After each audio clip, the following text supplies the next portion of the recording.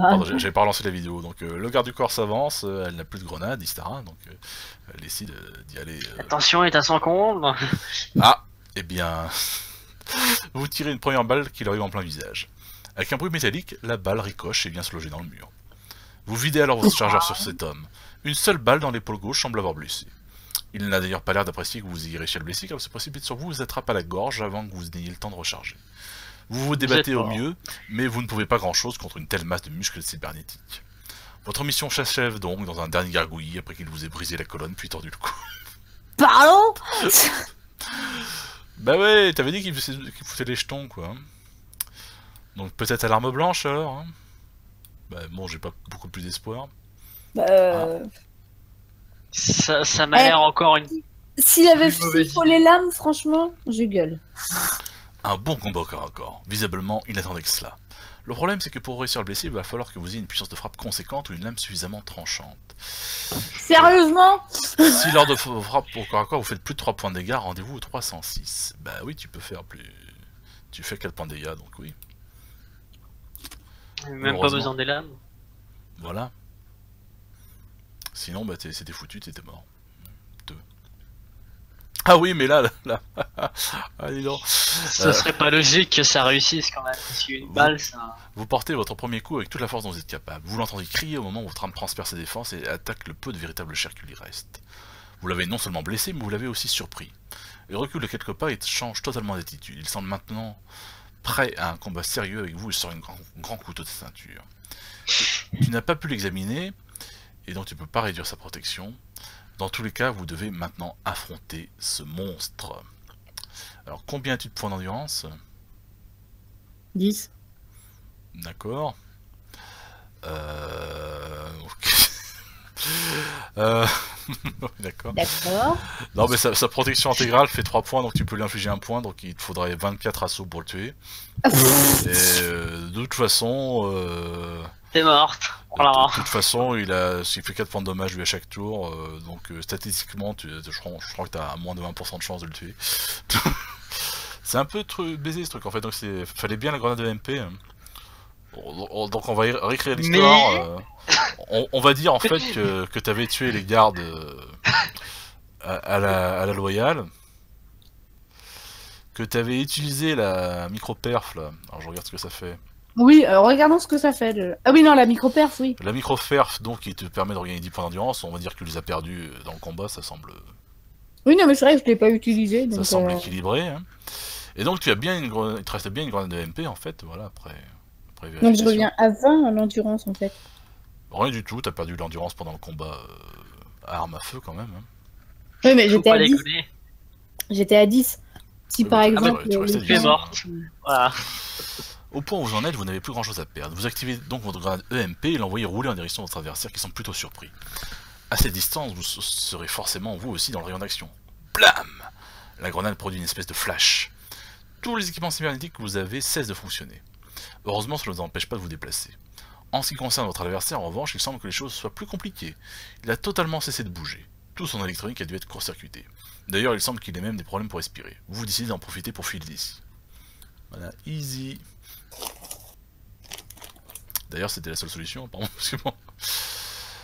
Félicitations, vous avez réussi à vaincre un adversaire particulièrement coriace. Cela vous permet d'augmenter votre score de 4 points.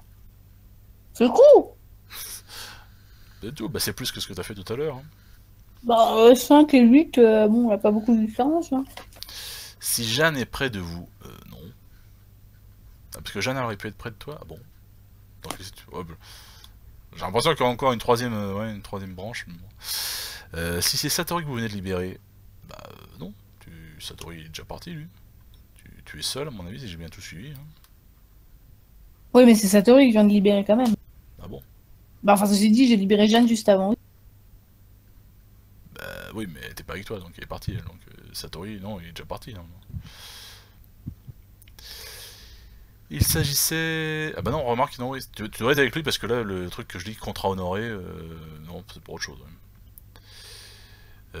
Donc, non, on va dire que tu étais bien avec Satori, finalement, tu venais de le libérer, même si, bon, c'est lui qui t'a libéré, enfin qui t'a aidé tout à l'heure, bref.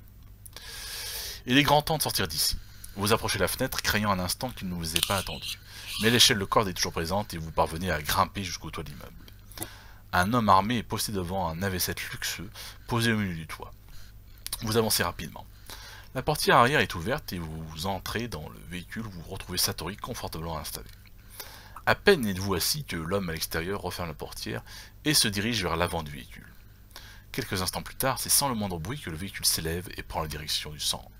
Votre premier trajet dans un véhicule antigravitationnel. Satori est maintenant totalement hors de danger et cela vous donne le droit de rajouter 4 points à votre score.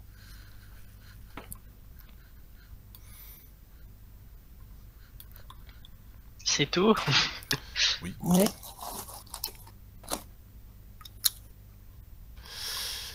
Le pilote de l'AV4 entame un virage à droite et l'inclinaison du véhicule vous permet alors de contempler la ville comme vous ne l'aviez jamais vue.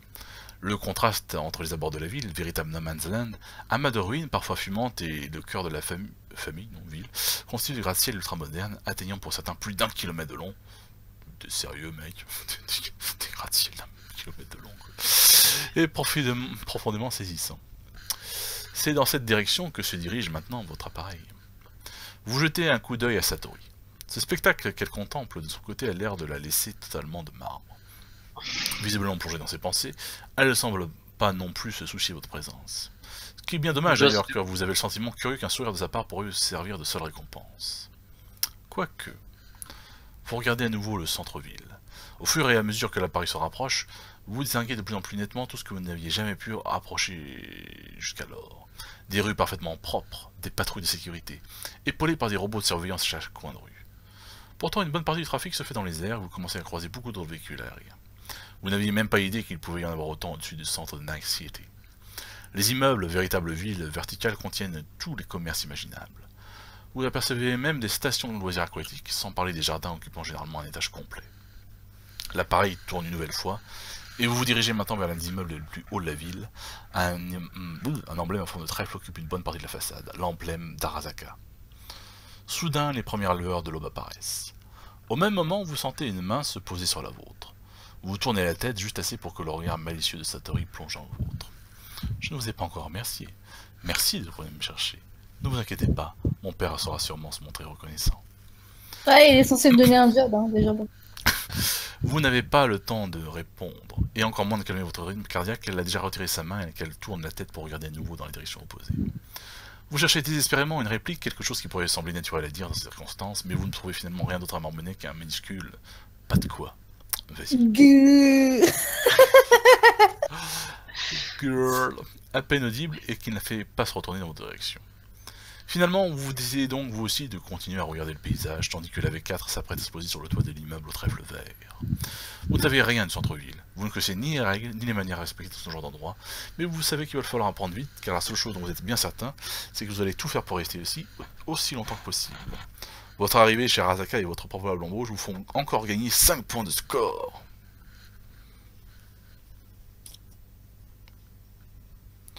Ce qui te mène à je sais pas combien. Mais... 17. 17. Si votre total est maintenant arrivé à 25, vous pouvez vraiment être fier de vous ce soir, votre repos sera bien mérité. Votre réussite est totale. Fin.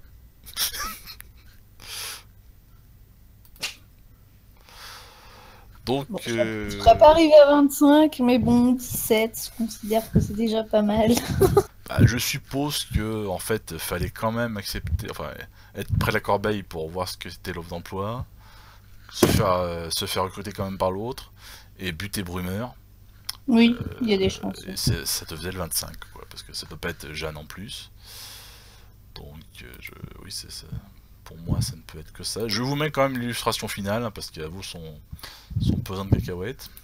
Et moi, je veux savoir ce que c'est le chapitre 115 quand même. Pour, Ça te redonne 10 points d'endurance. Hein. C'est ce que je t'ai dit tout à l'heure. Ah, mais c'était ce truc-là, mais je croyais que tu parlais de la micro-perf que j'avais acheté, moi. La micro-perf, oui, c'est ça. 115, micro-perf. Ah, bah j'en avais deux, du coup, alors. Non. Bah, et j'en ai acheté une et il y a eu le Ah truc oui, que le j'en mec sais m'a non mais donné. les micro-perf, l'autre micro-perf, ça donne juste un des plus 6, hein, c'est tout. Ah, d'accord. Et voilà, donc vous pouvez admirer cette image. Hein. D'accord. Ou pas d'ailleurs.